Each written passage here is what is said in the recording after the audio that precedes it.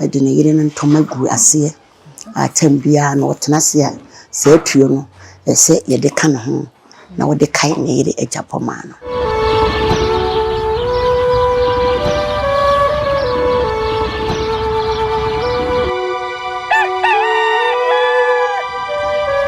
Yeda munyina asese da ne da munya adaje na mohweye ade ye fa ya mamani abakosam ho de se wo san ye ho a megidi se menim baabi a wo benya bi mpanyin se Asante wo bika Asante wo bi kire enne yaba Essuowin na se yaba Essuowin de a na se ye nya Essuowin abakosam mpanyin se ye pe bibi ate a yenkobusa aberwa nso so ene nananom Hemaa otwede amponyankopon ne nananom ede wo mwacheye eno nti se ne yaba Essuowin na ne ene nana Akua Agyapomaa no so ewase eho hia Asante nti ho nkoma esese menu mienu hu no ibe hu no midin ede maame Fozia mema Hemaa etirinkwa ene ne yafa adusua no emfanto amoso na Hemaa tipa mfa cho mema watena se afishia panso Afinkomechi ene de uno uba nana otwenya mponyankopon hadi mu hofo finfi aduonu akwan ne nya kwan ketwa mo ya ama na ye fedodo mo nkwaso nso me bacha das na Hemaa wadamma na Akua Agyapomaa wacha emme adwa no Essuowin no otoso sen epacho etoso nan enai bacha na wadamma wo banso e badi otoso nu na denu na ne Essuowin mai nana no mahira mu mfie mu ne ahofie mu nana me wadamma wo di ade afi bi mu zanza wo ba ne na mu fie aduonu no mu me de metra me de mfie afi Appiah hankono aduoso nkono 1979 afi Appiah hankono aduoso nkono na me di ade na Hemaa wo fedodo ne mu ye nhira ne we dey metu abetena Essuowin andi tubra ene me ba na Hemaa zamba abeje me na jododo na Hemaa wadamma ye ka Essuowin wadamma ho abakosem kakra wacho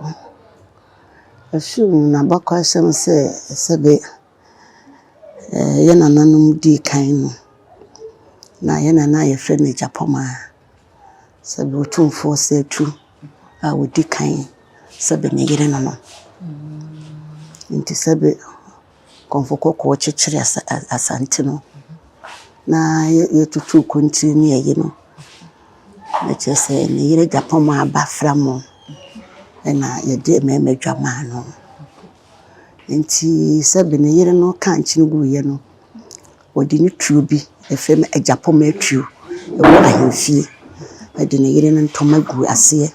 atambia na otenase a se tuo no ese ye de ka no ho na wo de kai ne yire Agyapomaa no nti eni kontri mensa e wo hwe kontri fukuo no mu a ehemfo ne toso miensa na chese eye opemso ne ho kani Agyapomaa no wonye ne ho kani keke ne mum no osa yekofo osa bonu kun ho ban aye no kore no yesa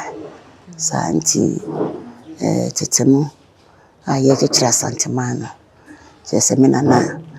odi ne yade na ema odi tuo no ekai ne yire ne se tambia obehu no chese ne yire Agyapomaa tuo ti efre ne Agyapomaa tuo itupani was ayi otumfo fie no ene itupani na Hemaa wadamma eye to kotene mu no munchi ankasa ene hin ansana wadamma mo ba bekekere eye Essuowin na ye den so na mo hu Essuowin no epacho niete befri se ifri yana nanu free denchira baye no di se santase eno tumfo de maye tena ho yana nanu samre no ye baye na hayo samre de hayo ne sebi na enwo bi ase yana nanu maye ena wo mudru ho a wo mko hu edua santa na kese wo mutena se ne hono ne ye be frɛ ne santase na se edua santa ena asiye no ne tena yenti ne ye santase so edua santa asiye na nam disa na nanom ko hayo a wo mko tena nti santase ne kropani a otufo e de maye ai ye firi ho no ene ko twene ase free hono me kese de otumfo ka se yemra ha mawen kwantempo a de nchirafo ba wo mu fa so no sesa me na wo mu fa manso kwanta ho na eba na ma ye betena Essuowin ha ntina se mo betena ha no na mo de nwen wo man na so ye de wi se de be ya de nchirafo ba ye betima ko bo otumfo amane kum eye jaman ntina se mo de mugu pepo na se ha no mo a won ba o mu no mo de kan poma dada na se ha hindu se mo nya me mam kokuru mu dura ene na nanum so kokun bi ma ye de kwapon so ma no nti kwapon asase so ye na Essuowin hene de ya kwapon afo kwapon ye bodwe kwa wo ba se se mutie ya wo mo bai ya asase madama eye Essuowin nkro no hedodo se se na kasantase makachi makakopon makachi ni ase ye wa kokuro so ye wa dokuma ma so ansana kwapon a ni nkura ase ye 35 ni hina hye kwapon ase ye dia ansana Essuowin na ba hana ya hinkuru na madama ye de na nya din Essuowin be pacho ye na nanum ba ye na nsuo bi eda popo yase usane a okwase ho ada ho na abraye na nanum kodu ho ne ese nsuo no bi ehwe no ma ho nsuo no se bi enwu so na nsuo ye enwu na ye Essuowin pacho ha no adwuma ben pa na ye mudwuma ye kurayo ni koko ni adwuma pa ye wo ha madama mo ye adehyebusu ben ene de Essuowin pacho ye agunafo tina tuntum ne kasa na ye agunafo na Hemaa enne oba enye mfie edununum afilida de ese na ni so no awabo na chidom no edoso enne ndis watu no fa bompa ye pii ama no dem ya mo akonya no nkranhye sembe ene nhyansembe na obeka kire oba ni ba de nkranhye me a me ka hyere se me hye otwedi ampo kwa me so be ma ne nkwa ahodi wo mu se nipa woni nkwade a me ni se bibia wo ye atime ye yi nti nkwa na me sra ma no na di tua bi hu na da n'anima watime di aye no ma bebre no se bia ne so ka se wo pesen ka wonya secondary school e wo krom ha fi se ye na nanum bi school ba ya hantempa nti wonya secondary school ya nti openti nyina de mpaibo e beta na chi se de waka no obetime ayo me ye se ye wukuna ni so ade hunu na Hemaa uhu ukuna ko we de ukuna sabo Krobe refi Asante kotoko ukuna ko no no ko ukuna sabe na ono so so di ni mfie aduonu no ma fidide wo yerepa asambe na wakachi ukuna enkwa mi ka kire na se tu se nyankopon manenko ahodi wo mu na ade so ade hunu no awo no se be mrem ise obaye nsem bebrebe sisi ama bi so se be nenim na ye de ba se be otimi sisi nti enkwani ahoden na mesama bikono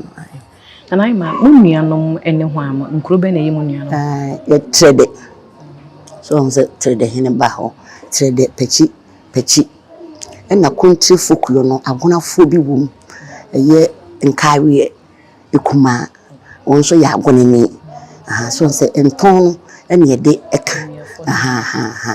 nti country folklore no agonafo wom ye Essuowin hene trede akwaboa megise eno no akwaboa ni ho ni nti ko ho de anko ba megise akwaboa hene wanti bi amomane apenu bi e ba bacho madama mo ni ho am na boshe e wo kurimu Essuowin de yene na na manso kwanta hene ene boshe ene na na to ase hene enso boshe na ne fase nso ne fase de yene isase bonte fuma ya isase bonte fu ye no me boshe ne hene no kura baasi hu mo nyina Hemaa we de beda wase nso wabre ene ya ba we hawo won ha me na ze ya menya ba kwasam so de Hemaa ti o de aba na ya ba nom no fo bati me da se pa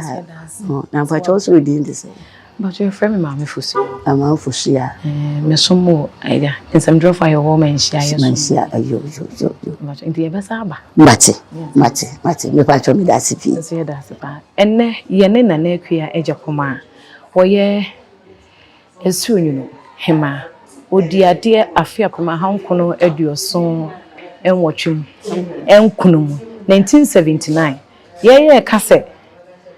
eye nana achena ache nana ne Hemaa ache enti ne baba besua eho abakosem en afi so de sese eho fesu nyun yehu ne nuanom ene yehu omo no mo bohye midin e de maame fozi otwede mpo nyankopon yadoma ye bese hia makram nananom Essuowin mai crosso kwapomfo sawira sofo ne minuanom ene adofo a ene mote benkrato munyina maba Essuowin na maba be shemani monyam fefefe medikai ada oboade twedu amponkwa me ase se na dai odi ache no ati nanim fefefe ede amae namada yewra setu ababio otumfo Asante hene ono ena ni tumi wapon kakra ede ache mensa se nensase ni nipa ewa Essuowin me hweso mano me da yewra se gidie onya wo memu me maame Essuowin Hemaa ene Essuowin mpanyimfo eyi me o ma me kwan ma me twe afran SCB bi kira no empie aduonu num a etwamu ekroe yewra nso na fidida edi anim mesra otumfo nyankopon ema no se eda no dura nyankopon entina ni ma no na onkoso nkira no eni wiase manyina asembia chichiri ni entumi emfa baby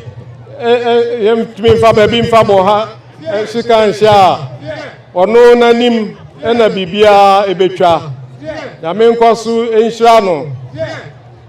on mano enkwatentene on mana hoodin se ne da bia ye kan kin Solomon nyansa ode mano no onfa nkoso enom no ni anim na daroma onfa Asante man ene Ghana ensiye e wone ne penso meda minua panyini echemfo akowia nana otumfo akomme hene aoya asafo hene minua panyino no enkene adwaboyi nyedo sonko a odom ya tebia obetu de bofo se omra no metrem ne di dwuma no wia ode amane aba bebo no nene ono na tua tetia ne mpapo akese so ede aba ye kan na mi were mfiri ye na Asante Hemaa ono nso sebi me ba ye onya me muda ne pa bo ne nhira ene menya baby a me tie ewa asumdwe mu yi me da minuanum kontre efo ase kontre fekuo minuanum a ene motumi aba me da mo ase na akwabo ahene na mponsa kwa na atreda hene na nka awie kuma na atwuma gogo ne mo amuka ho nyina me da mu nyina ase na to ase yi ma were da ase ena minua na ataso ma so hene menene neja santa ase ye ntafo a ya tena ho afritete ono so tie waba bɛka me ho nɛ nana sanse mene ne nyinaa na ti epom ha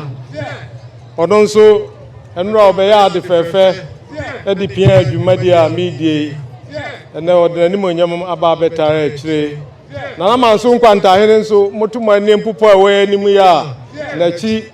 ɔno ɛna mene no bofi pam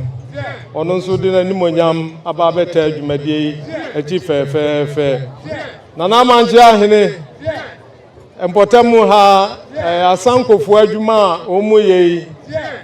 ɔmo yɛ no yasase so ɔno ɛna nananom a ɛwɔ atwema ngwabiagya south ɛyi no sɛ ɔmɛda amanfoɔ ɛne asankofoɔ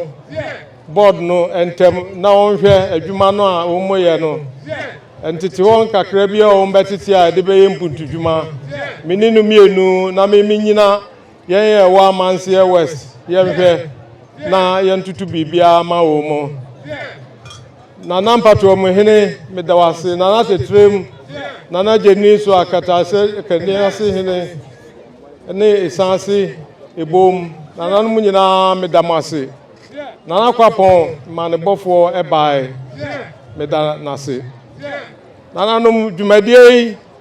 a medie yi mehyɛ aseɛ ɛnora nana tetrem so bae ɔbɛyɛ ade fɛfɛɛfɛ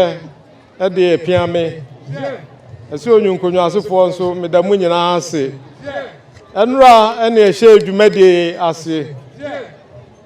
na baabi a yɛgye ayaresa wɔ kurom ha na baabi a mmaa no kɔ awo a yɛgye wɔ mu awoɔ na ɛhɔ ɛkye nti mede sii m'ani so sɛ bɛpɛ ɛdan foforɔ na mɛsiesie mu na mede aboa Essuowin health center a me nana akyena ɔtɔ so mmiɛnsa nana kwabrɛ nsia ɛsiiɛ nti ɛnora mekɔ pa adwumadie no ho ntoma ɛde hyɛ dɔkta panyin a ɔwɔ manso nkwanta nsa dɔkta bediako ɛna ɔwɔ ha mema nakɔ aba ɛna yɛwie yɛ nso measi quarters flat ɛwɔ mu ɛdan ahodoɔ self contained ɛnan nso mede ka dɔkta no ho sɛ Essuowin adwuma yi ɛtre yi yɛngye na wɔn bɛba sɛ wɔn ba bɛsom ahwɛ Essuowin ayarefoɔ wɔn nso wɔn anya baabi de wɔn trɛ ato ɛna ewie yɛ nsuo nso ne atutu bi wɔ ha aboafoɔ kuo bi a Dr. Finn ofiri atwedeɛ ha ya ɔno na University of Wisconsin ɔde baeɛ obi ebi nkran wasan bebie bi fɛ yi ase wasɔ masene ama wɔn atutu nsuo wɔ kurom ha nansan wɔn abɛkyɛ hospital nneɛma bebree abɛkyɛ mo akyire yi ɔde doctors befiri America na wɔn aba abɛdi nkyɛn nansa ahwɛ ayarefoɔ wɔyɛ mpɔtam ha biara na wɔn fiw na sɛ wɔn hu yarekorɔ na ɛsɛ ɛbɔ akyire kɔgyi a ɛho ka nyinaa wɔn bɛfa na yasa mo yareɛ nti eduru hɔ a yɛbɛbɔ ho dawuro ama obiara ate ama nkuroto a ɛwɔ yɛmansini mu ha ebi wɔ nkaweɛ ɛde manso nkwanta nipa no aba abɛboa meda bui power for ase ɛhɔ na panyin Akufo-Addo ɛde matoɔ sɛ hɔ nsɛm so yɛ nipa nso bi yɛnhwɛ ne ntutu biribiara yie wɔ ne nanam ɛwɔ ne dirim board chairman a wɔyɛ MP ɛwɔ Sunyane ɛbae anɔpapa ɔbɛne ɛtena ha na biribi nti wasrɛ kwan ɔbaeɛ a ɔne owura bi a ɛfrɛ no Pɔtwim bɛrima ɔno nso yɛ MP ɛwɔ Dɔma ɔno nso baabi owura bi a yɛfrɛ no Nana Tema ɔno yɛ deputy chief executive Petroleum hub ɔno nso baabi ɛne Bui Power Authority emu mpanyimfoɔ naano bebree ɛbae meda asankofo nso ase omu nyina bai nananum obia mentumi amonidi enye se de mo beye mi enimonyam ambehye mi mani anso meda bompatafo nso ase mensenom omu de nipa dom bai na bompata hinidrim ebeboai meda Essuowin ase memrantie enkankan alaji ene Appiah ene akwasi Agyapomaa omubua krei omaya hudo bebre kwankudo bebre so omunkoso emwa ebi si guest house okotia ebi edeka ababefa ekwai so ombedum emfuturo amaye omunkoso mwa na Essuowin ekro titi ekro dada school ba hantem atiti enipa atitire ebi akoye appeal court judges ebi members of the council of state misano na post office wa say na telephone homa efri ha ekokumase ema obiti ha otumi ene na dishe oba bia kasa tete no menana si edan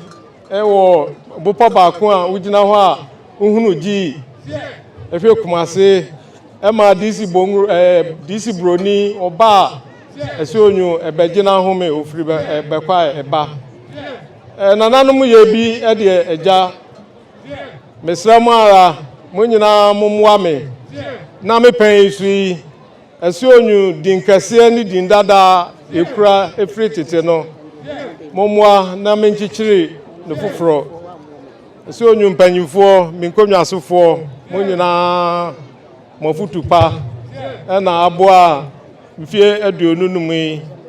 minya amanewo otumfo ahemfie assemblyman ene ni unit committee for medamu nyina ase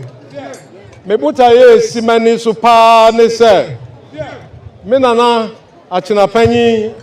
a osi Methodist primary ene achina kwabrensi omusi Methodist medla minya bi ekoye minya ntetie eko Prempe college sebi omu anko school da ena omunya anisoade hunu esi school a mimi ko bie nana Hemaa ko bie Essuowin fo bebre nana manso nkwanta num nyina ko bie manisoade hunu ne se me pensu yi mi ametumesua de akwa brochire akoto adesua so ede abobra mesre na mumwa aban panyimfo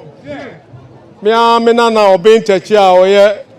MP wa ha sei obai ne maame ye mena na achina panyini eba prekope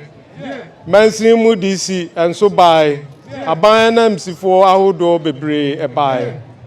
mesre mu na mumwa me na me pensu yi yenya senior high school ewo Essuowin ha mumwa menso na yakwan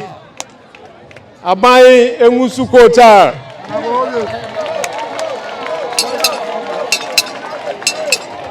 Free Yosu Junction enkochom antokrom enkosi anwankwanta said ebeya obi free emfante obi free nkran obi fidanchira na oba abedi dwuma bi ewo safi ana ahafo no ni bibia ye o mikromu santase a obetumi afa anwankwanta no abesi antokrom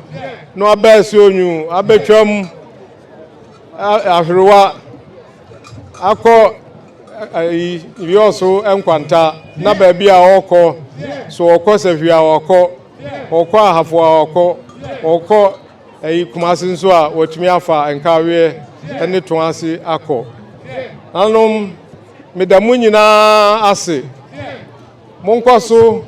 emfa mofutupa ene mompa abo enta machi na Nyankopon ma me honam mu ahoɔden ene sunsun mu ahoɔden na Essuowin mempeja Essuowin biem na emfa no ntoma pemfra me do bibia oba ya ase esukufo enkramofo obia wase na daje ma minti omu atu kwan efiri nkran ya ba Mr. Tio Ahire Petroleum Commission former Chief Executive Officer Enemre Model Ghana oye Managing Director o hase menene na share adwumasi wo GMPC onso abeheme animonyam Rabi Eva Vanderpool menene na wo Cosmos Energy o Director onso wa ha obia obaya mentimi amo nidi anyasa de moye no ansomani medamasi pi na sene mu anitie ne dwakese ese nema bi wo ho a itumi eye wo refree enye po apaye enti bidamu nyina se baby obia free baaye yankopon enye ne tata na omfa obia enkoduru efie asomdwe medamu nyina ase